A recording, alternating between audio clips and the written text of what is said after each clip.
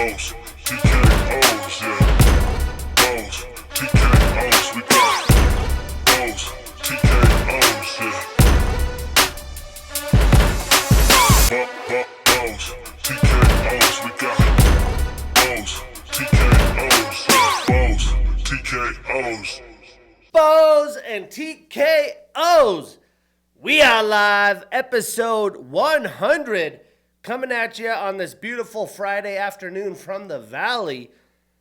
And we got a good show today. UFC action back tomorrow. We have a plethora of fights that have been announced. And we're just going to jump right into it. I am your host, Shane Gillette, for this weekly MMA podcast, streaming anywhere you get your podcasts and videos on YouTube.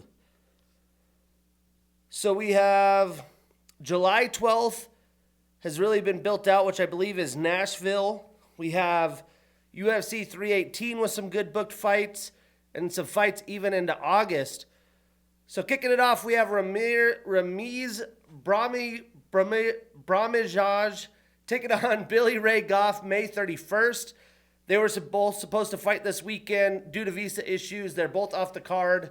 So they will, actually, that is a newly booked fight this weekend because Oban Elliott and somebody else had visa issues. So they're going to be matched up in the Baku card. So Ramiz Brahimaj and Billy Ray Goff are squaring off this weekend. We have Paul Craig and Rodolfo Bellato rebooked for June 14th. Bellato with the cold sore wasn't able to fight, so that is rebooked. Really interesting fight. A guy that I'm pretty high on, ex-Bellator fighter Tafik Musayev taking on Miktabik Oralbay June 21st. That's one hell of a banger. And then the newly booked Oban Elliott and Sakyan Ko for that Baku card June 21st. But yeah, check out that Tafik Musayev. If you haven't checked him out yet, that'll be an awesome fight against Miktabik. Then we have Terrence McKinney back in action, taking on Vachislav Borshev at UFC 317. We have a couple young guys really going to come on the scene with the win here. Haider Amil taking on Jose Delgado at UFC 317. Absolute banger. We have Atiba Gautier taking on Robert Valentin July 12th. I believe this is Nashville. We have Phil Rowe taking on Angelusa. Junior Tafa taking on Tuco Tacos.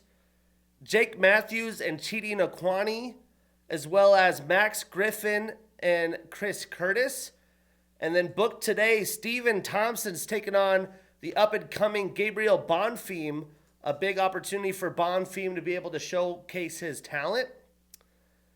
For UFC 318, we have Jimmy Crute and Marcin Prochnio, Carly Judice and Nicole Kalari. Really great fight in the bantamweight division. We have Kyler Phillips and Vinicius Oliveira. Can't wait to see that fight. That's just a great striking stylistic matchup. As well as this one, the veteran Michael Johnson taking on Daniel Zellhuber. And then July 26th, we have Movsar Evloev taking on Aaron Pico, 5-round co-main. Ideally, Movsar wins this. He will finally get the crack at the featherweight championship. I really do feel like the matchmakers in the UFC dropped the ball. He is more than deserving of the title fight. And I really don't think Yair Rodriguez is the fight to make, but I think they wanted that to be the headliner of UFC Noche. So I do expect Movsar Evloev to take care of business. But we'll see what Aaron Pico can do now in the UFC. This isn't official. I usually don't talk about official fights, but it seems like it's about to be. We got in the bantamweight division an intriguing matchup. Petr Yan, Marcus McGee here out of the MMA lab. Marcus is ranked 13th. Peter's top 3. Petr Yan took on the up-and-coming Sean O'Malley in Abu Dhabi a couple years back. He's doing it again. You got to love it. He's down to fight. That'll be a fun, stylistic scrap. We'll see how good Marcus McGee really is. On August 2nd, we have Nick Klein and Andrei Pulyaev. August 9th, this is a fun one. Eric Anders and Christian Leroy Duncan. Then we have the veteran Angela Hill taking on Yasmin Lucindo. And then Anthony Hernandez taking on Roman Dolidze. I was hoping Anthony would get a little bit more higher profile of an opponent, but that's what it is. And then the second fight booked for Chicago, UFC 319. It's a fight I thought would be booked. Tim Elliott coming back from injury, taking on the up-and-coming Kai Asakura. Two grapplers. That should be fun.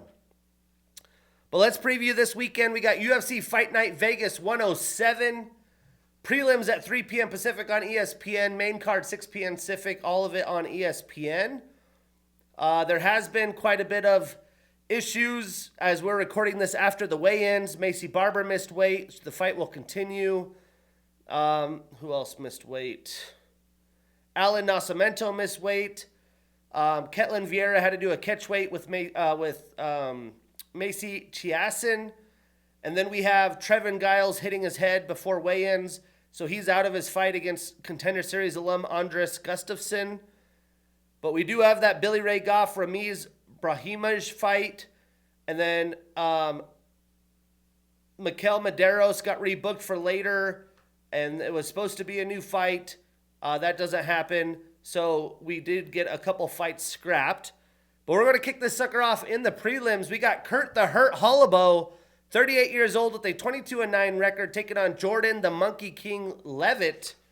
And let me pull up the odds because we are liking some dogs this weekend. Let's see.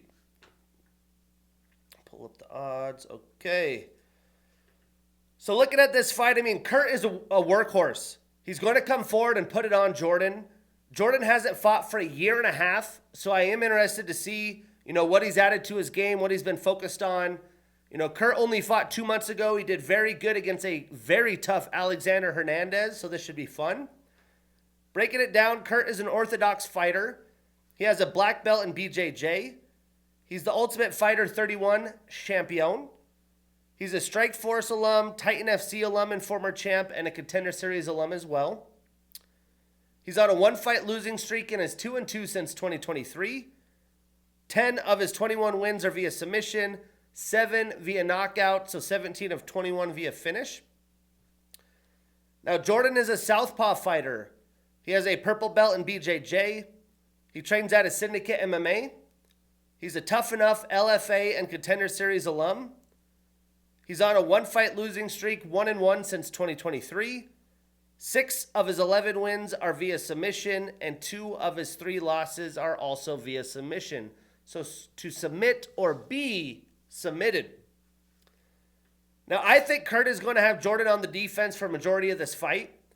Whether he's in his traditional boxing stance, marching forward, or looking for the takedown, Jordan's going to have to mix in some kicks to keep Kurt at distance and circle to create movement. Wouldn't be surprised if we saw some weird Imanari rolls or something of that nature from Levitt. But I do think Kurt's going to smother Jordan and he finds a finish in round 2 or round 3. They got Kurt at a plus 190 dog. I just don't see it. I'm taking the underdog. The dog's coming to eat. Hoo hoo. I'm taking Kurt Holloway. I am putting him on that parlay. We marking that ish down and we getting that bread. Moving on. We got Ketlin Phenomenal Vieira, 33 years old with a 14-4 record and the number 3 next to her name. Taking on Macy Chiasson, 11-3 with a number 5 next to her name. Now, this is an interesting matchup.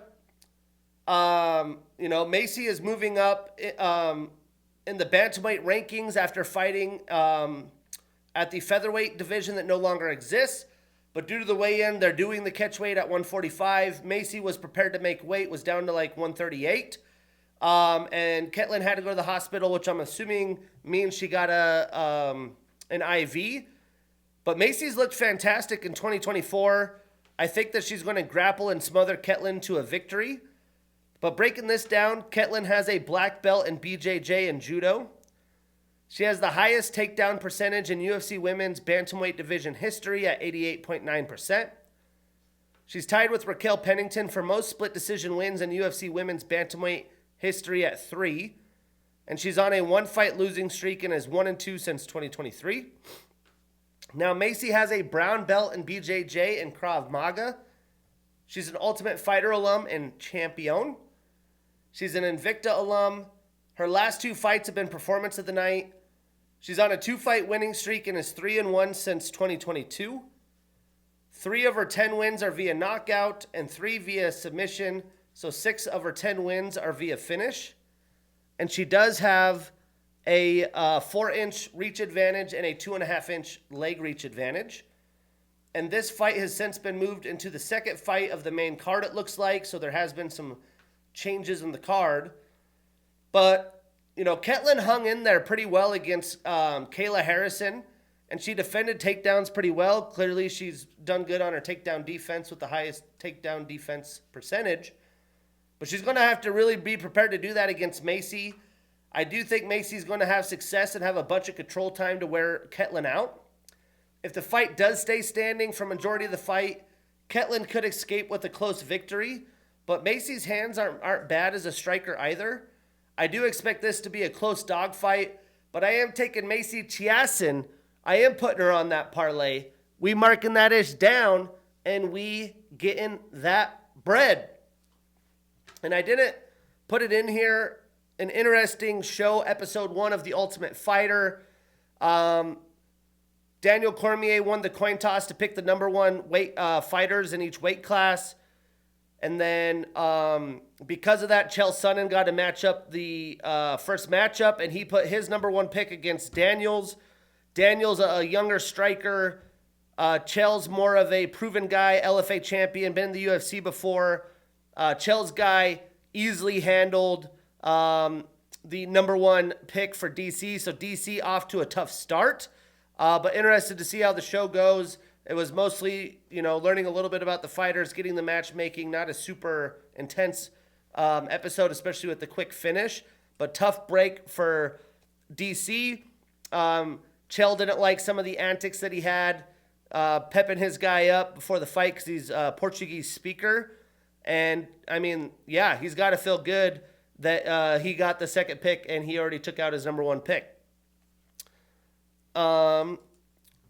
Moving on, now the prelim headliner, I believe. Yep. We have the bout where Nascimento missed weight. We have Rafael Pastor Filho, 32 years old with a 16-3 record, taking on Alan Piro Oso Nascimento, 33 years old with a 20-6 record. Now, Alan has had a tough go in his prime. He hasn't fought in over 2 years with 4 canceled fights. He's looked good in his young UFC career and has faced tough competition already. And Filho is in his prime at 32. He's rolling right now. He's had back-to-back first-round finishes and defeated Amir Albazi in ADXC via unanimous decision. So he's got to be pretty high on his confidence level. But breaking this down, Rafael is a Contender Series alum. He's on a 2-fight winning streak, 2-1 since 2023. 10 of his 16 wins are via submission, and 2 of his 3 losses are via submission. So to submit or be submitted. Now, the weight cut is tough. That's definitely an advantage for Nascimento. I do think Allen is too talented. If he's had 2 years in the gym to improve and work on his craft, this could be somewhat of a coming out party and really put on a show. He has missed weight before, so maybe he's going to be forced to move to bantamweight. But Rafael is pretty talented pretty much anywhere. But I do think the pace and the power that Nascimento has is next level for the division. And I think he comes in with a well-mixed attack. For that reason, I'm taking Alan Nascimento. We are putting him on that parlay. We marking that ish down. And we getting that bread. Moving on. We have Dusko Thunder Todorovic. 31 years old with a 12-5 record. Taking on Zachary Savage Reese. 31 years old with an 8-2 record. UFC page doesn't have the odds for this fight for some reason. Alrighty. Well, I think this fight has a ton on the line for both men in their prime windows. Dusko has had some tough breaks, but he's faced some dudes already, some high-level comp. Zach has had some success versus some lesser competition, and he's pretty well-rounded himself, so this should make for a fantastic main card kickoff. But breaking this down, Dusko is an orthodox fighter. He has a black belt in BJJ and Taekwondo. He's a Contender Series alum. He's on a 2-fight losing streak and is 1-3 since 2022. 8 of his 12 wins are via knockout, and 4 of his 5 losses are also via knockout. So to knock out or be knocked out.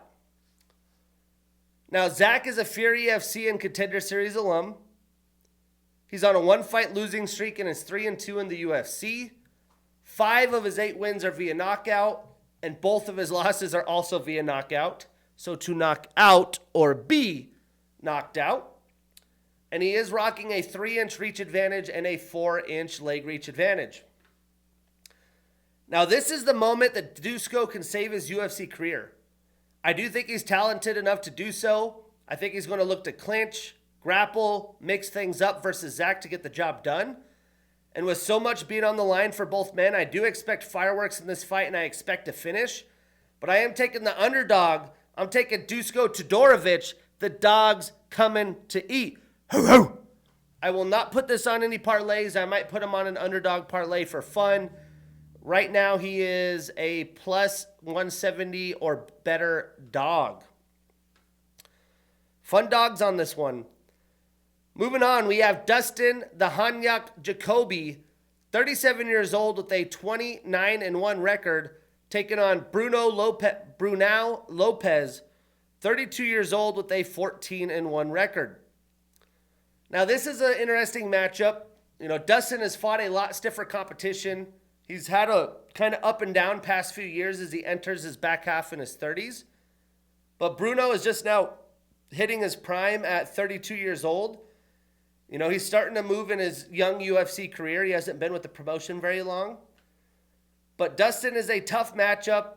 Unless Bruno can take Dustin down and keep him there, I do think it favors Dustin.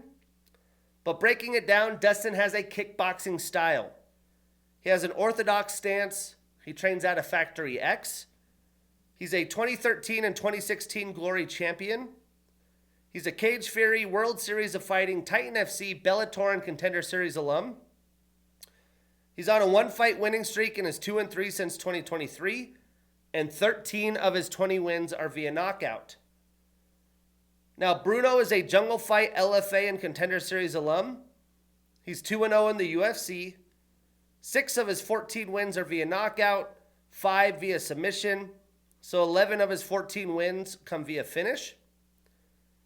Now, Dustin hasn't been active enough to win some of his close decisions. He's been battling in there, had his moments, but he hasn't been able to win via volume. And I think in this fight, he's going to be too experienced and too talented. Is going to be able to keep Bruno at distance and pick him apart to victory. But what Jacoby has struggled with is fighters that really come forward early and pressure Dustin, where he can't utilize his kickboxing skills, stick and move. That should be Bruno's game plan. But again, I think Dustin's going to be prepared to deal with it and find ways to create separation and fire away.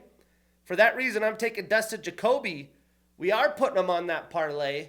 We marking that ish down, and we getting that bread. Moving on into the co-main event. We got Mateusz Gamer Gamrot, 34 years old with a 24-3-1 record, and the number 7 next to his name, taking on Ludovic Mr. Highlight Klein, 30 years old with a 23-4-1 record. Now, I feel bad for poor Gamrot. He can't get anyone to fight him in the top of the rankings, and a lot of that has to do with his grappling heavy style. So now he has to fight an unranked fighter who has a ton of potential, but hasn't fought any of the high-level lightweights, with the best one being Ignacio Bahamondes back in August of 2023. Breaking this down, Gamrot has a submission grappling and freestyle wrestling style. He trains out of American Top Team. He has the fastest submission by Kimura in UFC history with 65 seconds versus Jeremy Stevens. He's a KSW alum and former champion with 3 successful title defenses and 1 time at featherweight. He's on a 1-fight losing streak and is 3-1 since 2023. 8 of his 24 wins are via knockout, 5 via submission, so 13 of his 24 wins come via finish. Now, Ludovic is a southpaw fighter. He's a Cage Warriors alum. He's on a 6-fight winning streak with a draw. 9 of his 23 wins are via knockout, 8 via submission, So 17 of his 23 wins via finish. We do have guys that get a lot of finish victories. You love to see it. And 2 of his 4 losses are via submission. Now, Klein has some pretty solid grappling skills of his own, but facing Gamrot is as tough as it gets. It's like fighting Merab. I expect Gamrot to take him down early and often and wear on him, but I could see Klein landing some big shots, maybe getting some reversals to make this a very fun fight. This could be the massive moment and coming out party for Klein as he's just recently turned 30, but I'm taking Mateusz Gamrot. I am putting him on that parlay.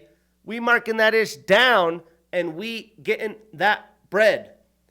Dustin Poirier, all the guys at ATT talk so highly of him. He's just too tough to deal with. And then here in the main event, we get a little bit of a bad blood affair, especially with the missed weight and some of the trash talk that Macy Barber's provided this week. But we get Erin Cold-Blooded Blanchfield, 26 years old with a 13-2 record and the number 4 next to her name, taking on Macy the Future Barber, 27 years old with a 14-2 record and the number 5 next to her name. Now, like I said, Macy's been very spicy and been very vocal about Erin being one-dimensional as a grappler. And she thought she lost her last fight against Rose. And I tend to agree with Macy on all those statements. Erin is definitely tough, there's no doubt about it. But I do think Macy's the better striker. Both women are pretty well-rounded. They're young at 26 and 27. And Barber has solid grappling herself. So this will be a big-time fight with championship potential, as these are 2 of the more promising women in women's MMA. Breaking this down, Erin has a BJJ style with a black belt in BJJ. She's a Cage Fury and Invicta alum. She's on a 1-fight winning streak, is 3-1 since 2023. And 4 of her 13 wins are via submission.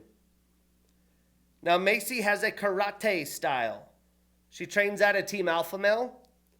She has a 2nd-degree black belt in karate and a purple belt in BJJ.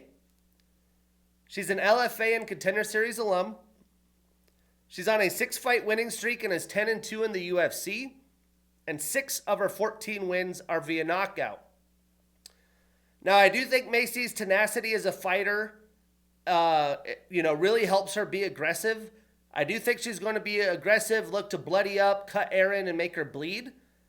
But the biggest takeaways I've got with Erin of late is that she is ready for the cardio of 5 rounds. She showed how tough she is, like in that Manon Fiorot fight. She doesn't quit. Macy has had a bunch of injury issues and has only fought once in the past 2 years. But she does have some very nice wins against Caitlin Sermonara. She had the finishes of Amanda Hebos and Jillian Robertson. With the weigh-in debacle this morning, I thought I would swing my pick to Blanchfield. Plus, Macy looked pretty sucked in. But I just have a feeling Macy's going to find a way. 2 years off, she's probably eager, really been focused on her game. And I just think she has a lot more potential to win this fight. For that reason, I'm taking another underdog. I'm taking Macy Barber, the dog's coming to eat. I am not putting this on any parlays, especially after the weight cut issue. But yeah, pretty light fight night. A lot of adversity for the card. I am excited for the Macy fight, the Kurt Holloway fight, see what Levitt can do after some time. A lot of guys we haven't seen in a while. Alan Nascimento, Dusko, fighting for his UFC career. What can Bruno Lopez provide? Big opportunities for Ludovic Klein and a number 1 contender on the line against Blanchfield and Barber. But next week, I'm so excited for the pod. We'll break it down early in the week. Another UFC pay-per-view, UFC 316. Not 1, but 2 title fights on the line. Headlined in the bantamweight rematch. Merab Dvalishvili, Sugar Sean O'Malley. And then we have Juliana Pena and Kayla Harrison in a great card in New Jersey. That's episode 100. I'm your host, Shane Gillette. See you next week.